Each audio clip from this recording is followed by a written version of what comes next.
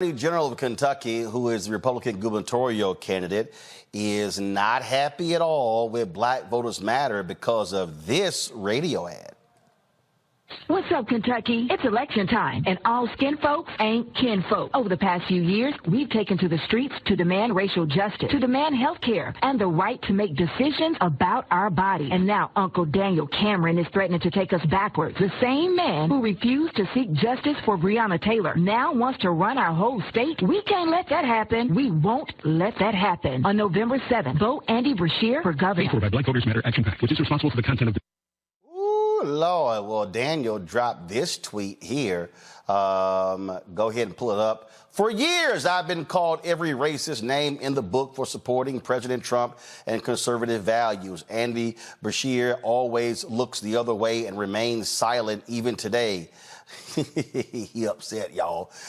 Joining me now from Atlanta is Cliff Albright, the co-founder of Black Voters Matter. They dropped that ad. First of all, they're calling y'all Soros back. That's always the phrase they use to try to tie anyone to George Soros, anything that he does. So, Cliff, why did y'all drop this ad and use that language against upset Daniel? Yeah, thanks for having me on, Roland. I mean, we dropped it very simply, right? Because it's the truth. Everything that we mentioned in the ad, he hasn't attacked the accuracy of the ad at all. Did you or did you not let go and refuse to charge the people, the police officers that killed Breonna Taylor? So you don't want to talk about the substance of the ad. He want to talk about the Uncle Daniel Cameron. And technically, we didn't call him Uncle Tom, right? That to do so actually would probably be more of an insult to the actual Uncle Tom, but that's a whole nother story. But, the uncle could have been anything. It could have been Uncle Ruckus. It could have been Uncle, like, we call Maxine, Congresswoman Maxine, Auntie. Maybe we was using it affectionately. The fact of the matter is, soon as he heard it, he heard Uncle Tom, right? You know what we say, Roland, hit dog will holler. He's hollering mighty loud. He saw himself in an Uncle Tom attack. But at the end of the day, what it's about is basically just reminding our folks that this is the same man who's been against our community, not even just in terms of the Breonna case, the Breonna Taylor case, right? Say her name, but everything else. Look at what he stands for. Look at his attacks against health care and trying to peel back the Medicaid expansion that took place in the state. That is a direct attack against the health of Black communities. Look at his attack, unsolicited attack against affirmative action, where after the Supreme Court had their affirmative action case, which dealt only with education, here comes Daniel signing a letter with a bunch of other attorney generals, basically warning companies that they need to end their affirmative action hiring policies. Ain't nobody asked him to send a letter. That wasn't even what the Supreme Court decided. He just went and took it upon himself to go out and pursue such a letter, which again directs our communities, attacks our jobs, attacks our wages, attacks our families. So it's not even just his stance on the Breonna Taylor case and police accountability. It's issue after issue after issue where he has shown himself to be just as much of a threat to the Black community as the staunchest white supremacist. You don't have to be white to pursue and reinforce white supremacist policies. As we said in the ad, all skin folk ain't kinfolk. And you laid out all of those particular issues. And when we talk about Breonna Taylor, first of all, the federal trial begins on Monday for one of the officers who was involved in that. It was Daniel Cameron who, I found nothing. I found nothing. But it's amazing how the feds found stuff and have already gotten guilty pleas, but he found nothing and did nothing. Right. And he hides around, in every interview, anytime he's asked about it, he'll say, well, all I can do is uphold the law and follow the law. And, my hands were tied. There was nothing I can do. And we know that that's not true. We know that is gaslighting to the highest degree. We know that there are all types of violations that could have been filed, just as the Department of Justice is currently doing so against those who killed Breonna, who murdered Breonna. He could have done that. Other attorney generals were able to do the same. Keith Ellison in Minnesota was able to do the same. I mean, so there have been others at the state level, at the county level, and at all levels have found it somehow within the law to enforce when police officers kill a black person. To say that there was nothing he could do is basically, he's repeating Judge Taney's line from the Dred Scott case, where he's basically saying that a black man or woman and sitting in our own apartment, sleeping in our own apartment, has no rights which a white man or a white police officer is bound to respect. Again, when we have an attorney general and a candidate for governor that takes that kind of a position, that is a threat to our entire community. And we say it again, all skin folk ain't kinfolk. When we talk, and again, I think what you have here is you have Cameron not wanting to tick off police unions, wanting to kiss up to them, and that's what you're dealing with here.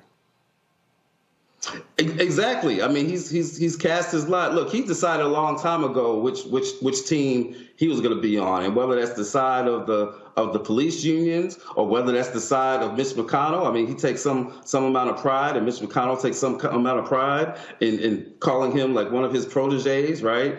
And so, he's picked his side, and his side is very much the side of anti-blackness. His side is very much the side that's against our safety, that's against our health, that's against our economic well-being, that's against our education, that's against our maternal health. On all these issues, he's picked the wrong side. And I mean, look, and this is a perfect example of, we use the phrase, all skin folk ain't kinfolk. The reality is the white Democratic governor of Kentucky has made it clear he restored the voting rights of formerly incarcerated. He has been clear where he stands on Medicaid expansion, which impacts African Americans. He's made it clear where he stands on voting rights. Here's a perfect example of a white Democrat who, frankly, is aligned more with black voters than black Daniel Cameron, Republican. Exactly. And that's why we always say, it, Roland, we always say that, we're all about us, right? The back of our shirts say it's about us. We focus on our issues. It's not about glorifying any particular candidate, and nor is it about demonizing another candidate, even the candidates that we don't like or may disagree with, right? But it's about what are the issues that different candidates stand for. And at the end of the day, Andy Beshear is head and shoulders just in a different league when it comes to, his position on issues that are of concern to our community, whether it's restoration of voting rights or voting rights even more writ large, or whether it's police accountability, or whether it's health care or reproductive justice. On all these issues, issues that impact our community, there is a fundamental difference. And so any day, it's funny because people think that, people like to accuse us of, Roland, they say, oh, you only voted for Obama for 90-something% because he's black, and y'all are just all about race, and that's racist. And then when we come out an ad criticizing a black candidate, they say, oh, that's racist. Well, which one is it? Are we always guided by race and we'll vote for anybody black no matter what? Or is it that, in fact, that we are actually guided by the stances on our issues? And if Andy Beshear or any other white Democrat is going to be better on the issues than a black Republican on our issues, then we're always going to fall on the side of our issues at the end of the day. And that's what it boils down to. In black folks in Kentucky, it's abundantly clear that Daniel Cameron has not been on the right side of the issues that black folks care about. It's abundantly clear, and that's why we're doing what we're doing. Because you might have some folks that don't know that it's that clear, right? Maybe they don't know about all these issues. Maybe they know about the Breonna Taylor, but maybe they get confused when he gaslights us and he says, well, I did everything that I could do, right? Or maybe they don't know about his position on healthcare, or maybe they don't know about his anti-LGBT positions, or any of the other positions. He's got a thing on the Attorney General's website, Roland, not his campaign website, the Attorney General's website, that says that one of his top priorities, you go to the website right now, pull it up, one of his top priorities is to stop wokeness. You are the Attorney General of a state talking about that your priority is to stop wokeness. You sound like DeSantis, and we don't need another DeSantis in the state of Kentucky any more than we need him in Florida or any place else. And here's the other deal. He is standing four square with Donald Trump, and we damn sure are not. And so if he wants Trump back in office. That absolutely is not beneficial to black people. Yeah, I didn't even talk about that. Thanks, Roland, for bringing that back up. I didn't even mention that. Yeah, he stands squarely with Trump. He says Trump is good for the country. Even when asked specifically, you can listen to interviews when he's been asked specifically and repeatedly, because evidently the person doing the interview just couldn't really believe what they were hearing, where they asked him about specific things that he has said about the black community, about specific policies, about specific things that he said about predominantly black or African descent countries, right? And in every case, all camera would fall back on is, I believe he's best for us. I believe his values are best for us. Like, why he would use Donald Trump and values in the same sentence, I don't even understand that. And so at the end of the day, no, we don't need somebody who even now, knowing all that we know about not just his horrible policies as a twice impeached president, but knowing all we know about the insurrection, about the coup that he tried to do, even now, knowing all this, he still stands squarely with him. He is a threat not just to our community, he's a threat to this entire country. We cannot have him. It's bad enough that he's in the attorney general position. We definitely can't have him in the governor's mansion, not in any state. Not only that, I mean, I'm sitting here and I'm going on his website, and and these are sort of the broad. Go to my iPad, please. He's got better schools. Come on, guys. Come on, let's go. Better schools, strong economy. And then look at them. Work requirements for welfare. First of all, we already have those things. Get income tax to zero. Well, then how are you going to pay for stuff in the state? Then he's got safe streets, and then that's it. Like that's it. That's all. So right. Safe streets, strong economy, better schools. That's y'all. That's all that's on the website. Ain't nothing else. That's right. That's kind of limiting. Right. It's very limiting, and it's the traditional. It sounds like Mitch McConnell, right? It sounds like a little Mitch McConnell clone. You want zero income taxes, which is basically what Mitch did, and the Republicans did with that big tax break that they gave to the wealthiest in the country. When they say that they want a tax break, they're not talking about regular folk. They're not talking about our folks that are struggling every day. They're talking about their friends, the big wealthy people, right? The big elite. And giving them a tax cut, which then does what? It puts all the rest of us in even more economic stress, right? And so you look at that website, and those things that he has on there are the usual thing. We want to give our friends a tax cut. We're gonna scare you to death about crime. So we can talk about safe streets, right? Which just means more police, more profiling, right? More black folks getting shot. And then he's got the schools thing on there, which we know is really just code for the privatization that they're trying to do to our school systems all across the country. That's the usual stuff. That's just Mitch McConnell light. That's Donald Trump light. And we don't need that. Again, it is rooted in anti-blackness. It is a threat to our community. It's a threat to the entire state of Kentucky. It's a threat to the entire country if we allow him to elevate. And just real talk, it would set our movement back to allow the person who, next to the police officers who killed Breonna Taylor, who killed Brother George Floyd, next to them, the face of this anti-blackness of that period is Daniel Cameron, the leading face that was most staunchly saying, no, we're not gonna prosecute these police officers.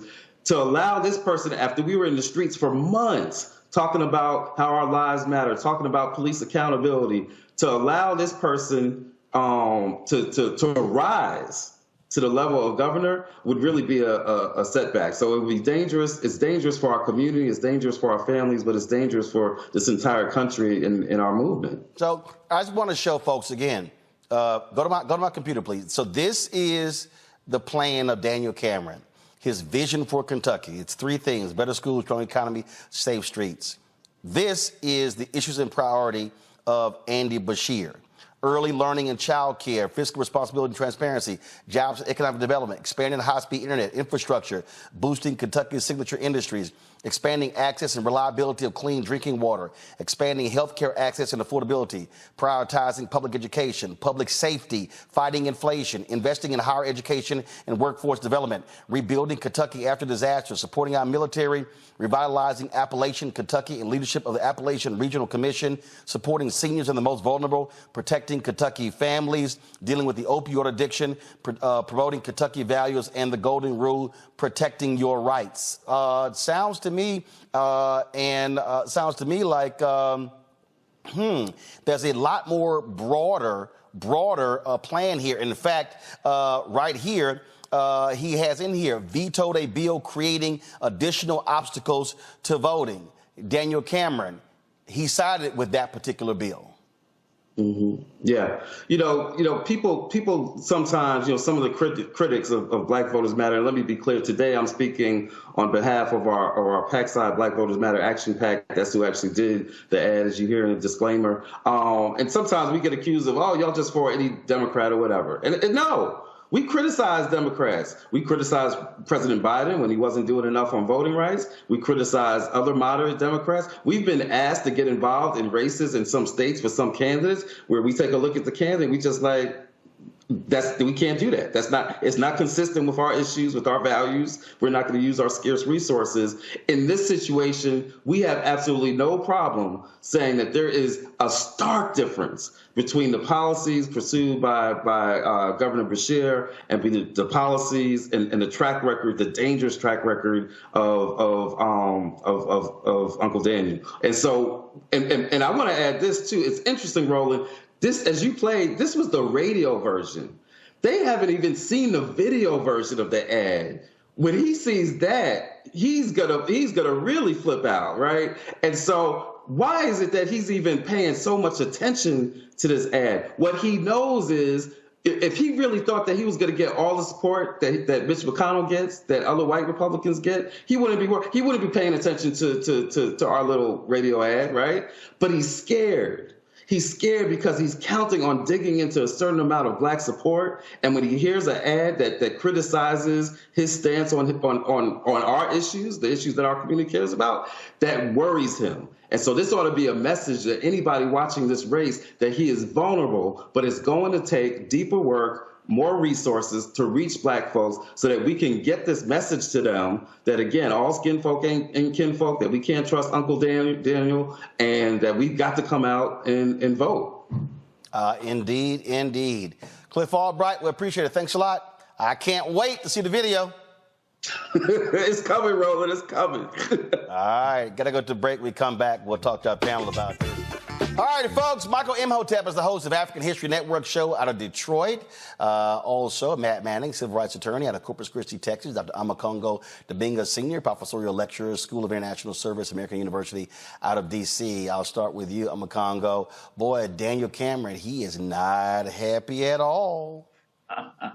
And it is great to see. And the way Cliff talked about it could have meant any Uncle Ruckus or just any that had me going. But he should be concerned because, when you meet people like Tamika Palmer, the mother of Breonna, and you see the activism, we are showing, and Cliff is showing, and all of the other groups on the ground are showing that we have not forgotten Kentucky. And people always have this mentality that when it comes to our type of activism and things that we do, that just give it some time, it's just going to blow over. We have shown that we're going hard in Kentucky. And as you've always said, Roland, on this show, you got to support organizations on the ground. I didn't hear any mention in your entire conversation about anything that the DNC was doing or partnerships with the DNC. Taking it right to the people is where we need to be devoting our resources. And Cameron should be concerned because he is still identifying with somebody who is a criminal, who is charged in how many different trials. He wants to ride with him and go down with him.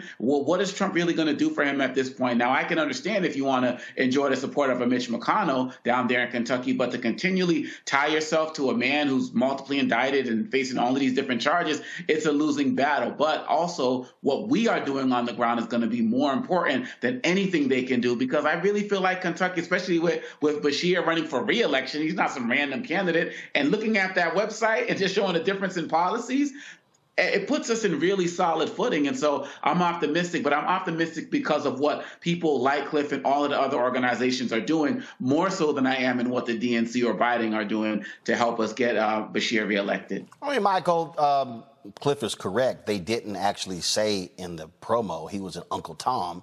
They just simply said Uncle Daniel. Right. Yeah, it's a number of things here. No, they didn't say Uncle Tom, and Uncle Tom would be the incorrect word. That was actually Josiah Henson, who was a freedom fighter for black people. Sambo would be the correct term for Daniel Cameron if they wanted to use that term, but they decided not to. I listened to the ad. The ad is not racist at all. What this is a hit dog that's hollering, who's trying to deflect from his record and doesn't want to stand on his record, doesn't want to have to defend his record. So then he wants to call a black organization racist against him, but he continues to push policies that are in opposition to African Americans. Now, for the sake of accuracy, I don't support Daniel Cameron, don't support the majority of his policies, but I'm on his website right now, and I saw you talk about the better schools, strong economy, safe streets. You have to scroll down below that, and right before the video, he has a link. Click here to read Cameron's catch-up plan. So this is a 5-page catch-up plan, and then if you scroll down below the video, he has 2 more links that go to PDFs that explain his policies. Okay, now I don't agree with his policies, but just for the sake of accuracy, scroll down below those 3 bullet points. And then the other thing is, and now I've been on his website, looking at his website. The other thing, and I don't know how deep you want to get into this, Roland, but he has his wife on the website as well. And it says, meet Mackenzie. And then it talks about moms for Daniel Cameron, things like this as well. And you know, it's obvious he's married to a white woman, too. Okay, so once again, now she's on the website. They're talking about Meet Mackenzie. They're talking about moms for Mackenzie, things like this. So when you have anti-black behavior and an anti-black mentality, and you support policies that are against African Americans, that can spread to numerous aspects of your life. And we unfortunately see this manifest here. Hopefully he's defeated. First, again, I don't give a damn who he's married to. I don't give a damn who he's married to. That's irrelevant to me. What I'm looking at is, and yeah, you could talk about clicking even further, but the reality is, I did click, and he only got 3 issues on here. That's all he's got. Okay, you can go down below. I clicked through it, and the bottom line. Yeah, he still got 3. Okay, in education, he got sub-points under education, but that's it. At the end of the day, what he's doing, Matt, is a typical Republican bumper sticker campaign. And that's what it boils down to. And so I keep the focus on him, not his wife. That's irrelevant to me. I'm looking at where he stands on issues that black people care about. And the reality is, on the issues, Andy Beshear is better on the issues that black folks care about than Daniel Cameron. Absolutely. And the problem here is the same kind of cognitive dissonance that we see all the time, where particularly black conservatives try to play it both ways, right? Meaning they try to say, I'm black, so when it comes to us and it's advantageous for me to be black and play this black role, I try to have whatever proximity to blackness I can. But the rest of the time, I want you to recognize me as the one that got away from the plantation. We hear that kind of rhetoric all the time, where black conservatives are trying to make it exceedingly clear that they're not a part of whatever they believe are black issues or issues that are seen to be not, consonant with the conservative ideal. And that's exactly what Daniel Cameron has done. And I like that this ad has been advanced the way that it has, because a lot of times, like Cliff said, I think masterfully, black people get accused of being monolithic, right? Accused of not being discerning in choosing their political representatives and looking at the actual issues rather than looking at the person's skin. And this is a good example of saying you are not actually with us. No matter how you might try to do the song and dance where you think it helps you to be aligned with us, you choose against us all the time. And that's inherent in his policies. So I think that comparison of the policies is important. And I think that, it is not only a bumper sticker campaign, but even the idea of, quote, trying to stop wokeness. One of the problems I see with Cameron and a lot of other politicians is that they're really involved in things that should have no bearing on what their job is. If you're the attorney general or potentially the governor, there are certain spheres of influence you should have that don't necessarily concern certain social issues. But where you do have the influence, i.e. you're the attorney general, and you can't find the evidence in your investigation that other law enforcement agencies have, then we have to ask why. And that's because you're acting in conformity with the ideology that is getting you where you want to go. And the reality with black conservatives is they very often play that tokenism role, and where it's helpful to them, they play it up. So you can't be surprised that on the back end, we call you out for you not being who you claim to be. And that's one of us, because we see how you act. And that is demonstrative of who you truly are. Yep. It's what you do is not what you say. That's what it boils down to. All right, hold tight. Hopefully you learned a lot today. And be sure to register for the online history classes that I teach on Saturdays and Sundays. Saturdays, normally 2 p.m. to 4 p.m. Eastern Standard Time. I teach ancient Kemet, the Moors, and the Ma'afa, understanding the transatlantic slave trade, what they didn't teach you in school. Visit our website, theafricanhistorynetwork.com, theafricanhistorynetwork.com, to register for the online classes. And right on the homepage, scroll down, you see information about our radio show. We're on Sundays, 9 p.m. to 11 p.m. Eastern Standard Time. We broadcast on our social media platforms. My class is Ancient Kemet, one of the original names for Egypt, the Moors, and the Ma'afa, understanding the transatlantic slave trade, what they didn't teach you in school. We deal with thousands of years of history and what leads up to the transatlantic slave trade taking place, okay? So you can join us Saturday, October 7th and 14th. And 21st and 28th, 2 p.m. to 4 p.m. Eastern Standard Time. We have a couple of videos here you can watch as well to the previews. The class is on sale $80, regularly $130. We do the sessions live. All the sessions are archived and recorded. Actually, we dropped the price to $60. So on sale $60, regularly $130. We do the sessions live. All the sessions are archived and recorded. You can go back and watch them anytime, okay? So even after the class is over with, you still have access. So a year from now, 2 years from now, you can go back and watch the entire course. Sundays, I teach Black resistance movements from the Haitian Revolution, U.S. Civil War, Civil Rights Movement, and Black Power Movement, 1800 to 1968. So we're going to have another session of this class coming up October 14th, okay? Sunday, October 15th. We'll have another session of this class coming up Sunday, October 15th. So as soon as you register, you can go watch the previous classes. This class is on sale $40. As soon as you register, you can go back and watch the previous classes, and you'll be ready to join us Sunday, October 15th. Also, if you'd like to stop for information, you can support the African History Network, $ the AHN show through Cash App.